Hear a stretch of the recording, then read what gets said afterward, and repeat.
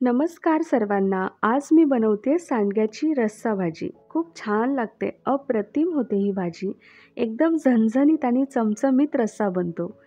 कुणीही अर्धी किंवा एक चपाती किंवा भाकरी एक्स्ट्राची खाईल इतकी छान होते. तुम्ही नक्की ट्राय करून बघा. अशा प्रकारे हा रस्सा बनवून बघा आणि पोटभर खा.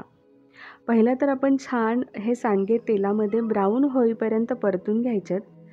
पहा आता हे ब्राऊन होत आलेत. किती छान कलर दिसतो ह्याचा. मी हे भाजून झाल्यानंतर 2-3 खाते म्हणजे खूप छान कुरकुरीत लागतात. मस्त एकदम. आता हे आपण बाजूला काढून घेऊयात आणि ह्याच कढईमध्ये आपण कांदा छान भाजून घेऊयात. कांदा थोडासा भाजला की लगेच ह्याच्यामध्ये आपण खोबऱ्याचा कीस टाकतोय. तोही छान परतून घ्यायचा आहे ब्राऊन होईपर्यंत.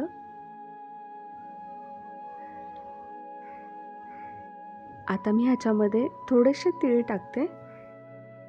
आता हे पुन्हा आपल्याला परतून घेऊन यामध्ये आपल्याला खसखस टाकायची आणि छान हे परतून घ्यायचं आहे. किती छान कलर दिसतोय पहा. आता हे आपण मिक्सरला बारीक करून घेऊयात. याचं वाटण काढूयात.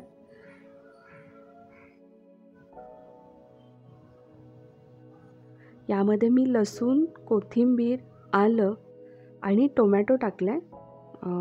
टोमॅटो ऑप्शनल आहे. तुम्हाला टाकायचं असेल तर टाका. आता हा आपला मसाला रेडी झाला आहे.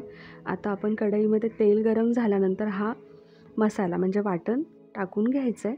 छान परतून घ्यायचं आहे. तेल सुटेपर्यंत परतायचं आहे आपल्याला हे.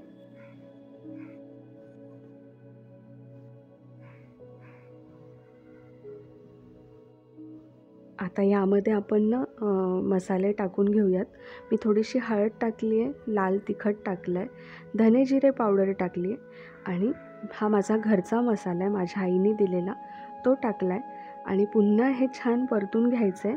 आता ह्याला खूप छान तेल सुटायला सुरुवात होते.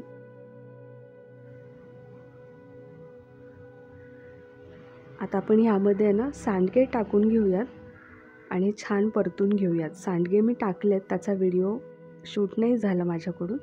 आता चवीनुसार मीठ टाकलं आहे आणि हे गरम पाणी ह्याच्यामध्ये आपण टाकायचं आहे. जितकं म्हणजे जितकी माणसं आहेत घरामध्ये त्यानुसार तुम्ही पाणी टाकून घ्या. गरम पाणी टाकायचं आहे म्हणजे आपल्या भाजीला थोडीशी तर्री येते, म्हणजे की तेल सुटायला सुरुवात होते त्यामुळे. आता पहा आपल्या भाजी थोडीशी शिजणार. आता ही छान उकळी येते ह्याला आणि मी वाफ दिली आहे म्हणजे की ताट झाकून ठेवलं होतं थोडं एक 5-10 मिनटं. त्यानंतर मी कोथिंबीर टाकली. पुन्हा हे झाकून ठेवलं होतं 15 ते 20 मिनटं.